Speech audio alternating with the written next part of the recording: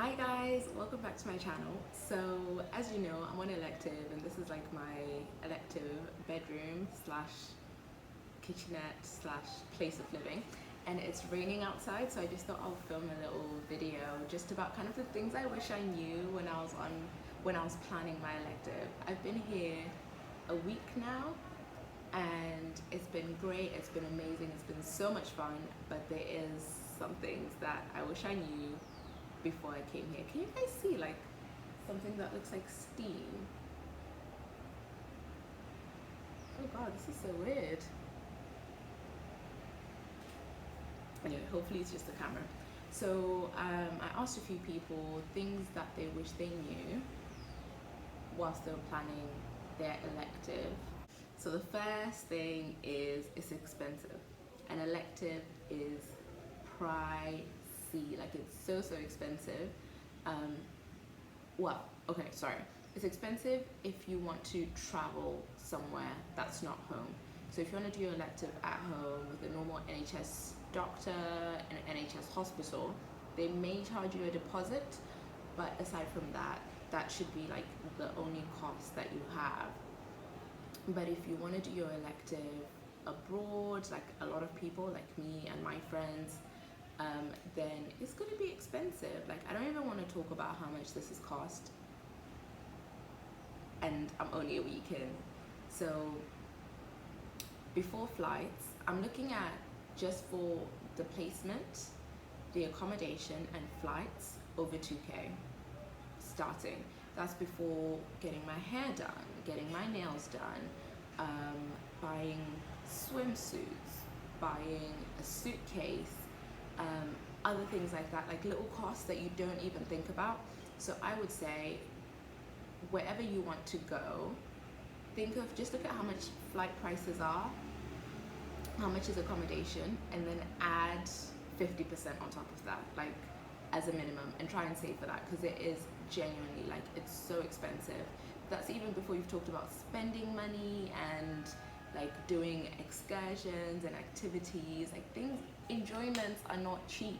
Fun is not cheap, unfortunately, and I'm discovering that fun fact. So that's number one, is like it's not cheap. So before we even go further about things you should know before your elective, know your budget, know how much money you have, know how much that overdraft will allow you, because may and it's interesting, like there's a bank near my uni, or I don't know if they're affiliated with it, like I don't know how it works, but they offer an elective loan of up to 15k.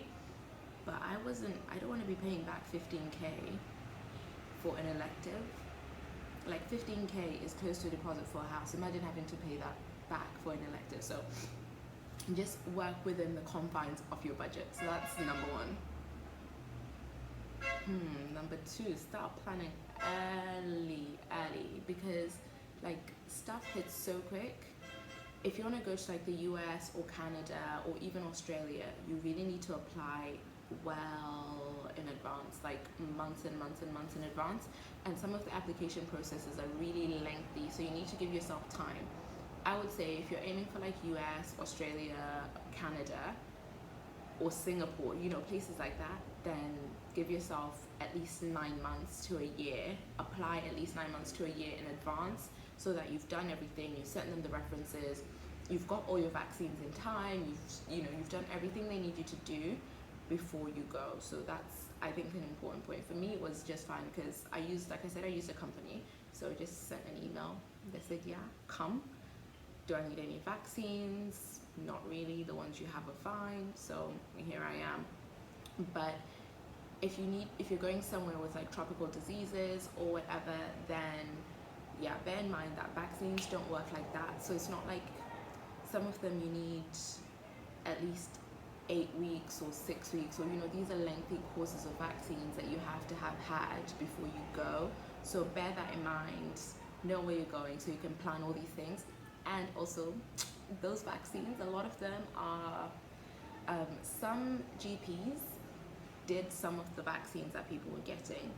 Other GPs charged for some of the vaccines that people were getting. So bear that in mind too when you're calculating your costs, is the cost of certain vaccines.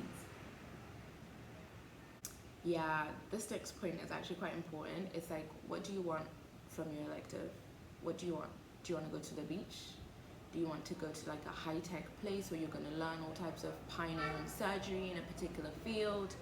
Do you want to go on safari?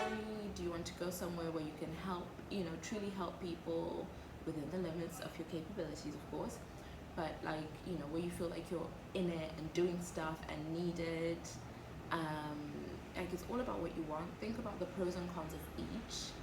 What do you feel you can give to the elective maybe versus what do you feel you can gain from it? I mean, for me, I wanted something nice, easy, where I could go to the beach, enjoy myself, relax, but where there was still like a placement, like, a structured placement thing. So, and all of that was arranged for me. So I didn't even have to email random doctors, get turned down, do this, do that, blah, blah, blah. Like, I just didn't have the time for it, especially in fourth year. Like, fourth year is such a busy year and there's so much going on. That you just have to kind of weigh up the pros and cons. And for me, the added cost of using a company was worth the less hassle of having to like email a doctor, find find accommodation, find this, find that, find everything by myself. And it's quite nice because I'm here and there's other students here as well. So it's like there's other people on elective and you could do stuff with them. And of course I've come with my friend. So that's quite nice. And there'll be a couple more of our people from my uni coming to the same place, the same hotel. So it's going to be full by the end of it. And the next thing, and again, it goes back to the money thing. So, okay, basically, this video is about money. Point number one and this final point are all the same about money. Look into scholarships and grants. So for example, if you want to go to like Zimbabwe or Malawi, the Bait Trust do a scholarship or a grant. I don't know what it is, whether it's a scholarship or a grant, but they do it. But there's caveats, like you have to spend all 6 weeks there, etc. Or you have to spend a minimum of 6 weeks there, and it has to be like in a rural location or things like that. There's also other scholarships and grants available. Like, I'm sure I saw something from the Royal College of Anaesthetists. So if you're doing your elective in anesthetics, you just apply to them and they do it. And I think the Royal College of Obstetrics and Gynecology also do like a similar thing where you apply, you kind of write about what you're planning on doing. And some unis might, like my uni, they send us a bunch of emails about a bunch of scholarships or grants or something for something or another. But like, again, I just couldn't be asked. So if you can be asked and you need to be asked, then definitely look into all of these things and do it early so you just know and you're sorted.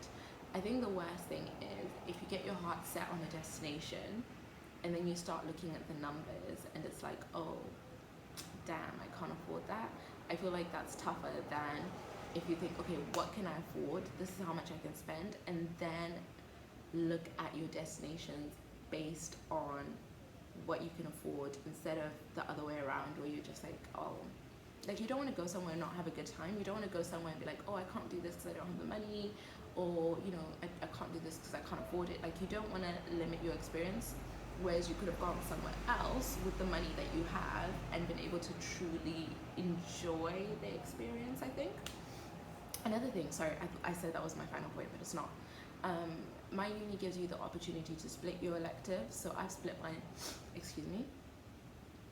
I've split mine into 4 weeks here and 2 weeks elsewhere in an A&E in the UK. So that's another way of cutting costs. You could do 3 weeks abroad and then maybe 3 weeks at home. I'm not doing it at home. I'm doing it somewhere else, which is so expensive.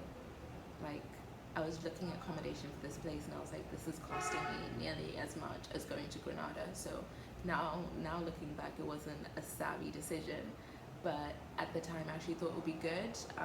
Well, it's going to be great anyway because it's actually an A&E and hopefully I'll get to see stuff, but also be able to go out and enjoy myself, and the weather should be nice too, because it will be a bit tough going from this weather to like cold, wet, windy immediately. So I've kind of got myself a bit of a bridge. But yeah, that's it. That's all my tips, and well, not tips, but like things that I wish I had thought about elective before I did it. now, like in hindsight, I could have maybe planned a little bit better, or like budgeted a little bit better, or done things slightly differently. But for me, I feel like the this is an elective that suits me really well as a person, whereas other people want to be climbing Mount Everest, want to be backpacking, want to be in a hostel, things like that. Whereas that's not. Sorry, I'm reading my messages. Whereas that's not what I wanted. But yeah, if you guys have any video suggestions, anything you want to see, please put it in the comments or email me. I haven't opened my emails for this YouTube account for at least 8 to 9 months. So if you've emailed me and you've not heard back, that's why. But now that I'm here, I will start to kind of try and work through stuff, and yeah. Bye.